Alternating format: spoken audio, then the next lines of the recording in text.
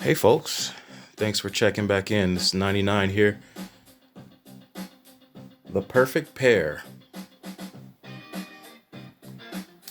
The Smith and Wesson Model 19 Classic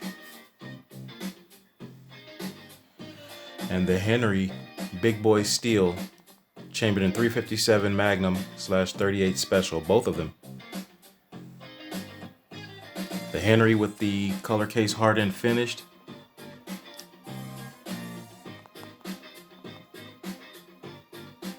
And I gotta tell you, finding this guy here, the Smith and Wesson Model 19 Classic, amidst the coronavirus epidemic, pandemic, and everything else going on right now, it is very, very hard to find firearms these days, especially finding something that you want. Sometimes you can just get anything if you just walk in and buy something off the wall, but to find what you want, no, that's difficult. So the perfect pair. This is not going to be a full review of either of these firearms, but I just wanted to kind of just put out there a couple of firearms that I wanted. I already have the Henry for a little while, but I wanted a sidekick for it. And I wanted another revolver, 6-shooter, that would match as closely as possible with the finishes and the walnut stocks. So that was hard to find. Bought it online and had to get it shipped to one of my local FFLs, so it ended up working out after pulling a few teeth. So my question is, after all the tactical talk and people get their ARs, AKs, high capacity, this and that, what do you do for fun? Well, for me, I always thought it was good to go to the range and pull out something that not a lot of people have. Firearms that aren't necessarily difficult to get, but not everybody has them.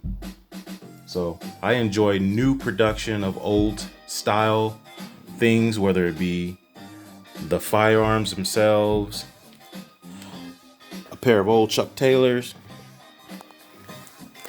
spinning records, or my old Volkswagens. I enjoy all of them. So the Smith and Wesson Model 19 is a 6-shooter. It is unloaded. And to be honest with you, I thought they looked good together. So if I may mention that the rifle sling is made by Capuro Saddlery, some friends of mine up in Idaho. That's Weiser, Idaho. And you can get in contact with them on eBay. He has an eBay site, and he goes by the handle of 753475. And tell him 99 sent you, and he'll work out some deals with you and give you the family and friends prices.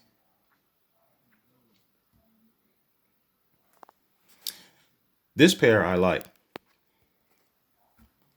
The Henry shooting the 357/38 has very little recoil, but I got to tell you, if I had to order this thing custom, I would order it without the butt pad, and it would have a steel butt plate that would match the color case hardened finish, because it doesn't have very much recoil and doesn't need it.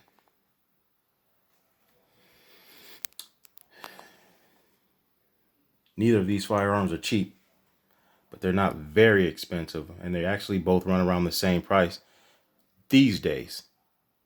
Probably before all the pandemic and everything, you could have gotten them for a little cheaper, but they're both running about between $800 and $900 each. So for myself, I like to have hammer spurs on all of my rifles, which widen the area of reaching that hammer, and I like the way it feels. Along with the sling, as I just mentioned, a couple of little custom touches that I like to use on my rifles. and I think they look good.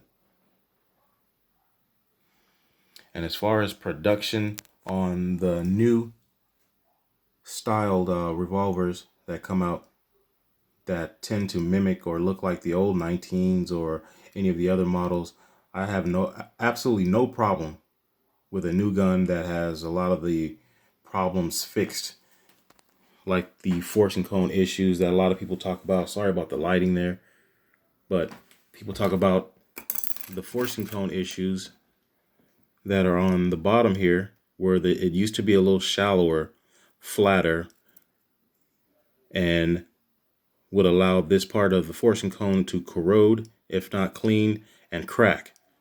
So if they made them better with the barrel that is sleeved and thicker on the forcing cone, how could you lose with that? Other than saying it's a new gun and it's not 30, 40, 50, 60 years old. So this is my collection. This is the way I like it. New old stock. Or actually, yeah, new production guns. And I think they may make them better these days. I'm not an expert in the metal process and things that they use to make the metal stronger.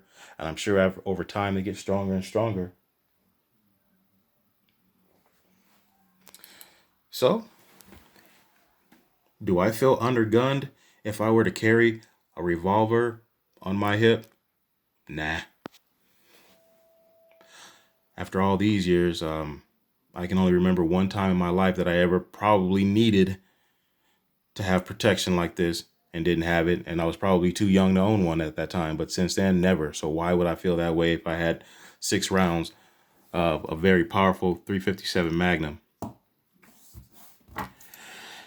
Whether it be speed loaders, speed strips, or just carrying 6 on the hip, I have no problem feeling secure with that, especially defending my home with the 357 Magnum. Folks, I want to thank you again for checking in and watching my so-called perfect pair. And if you have a perfect pair, show me what you got. Thanks again.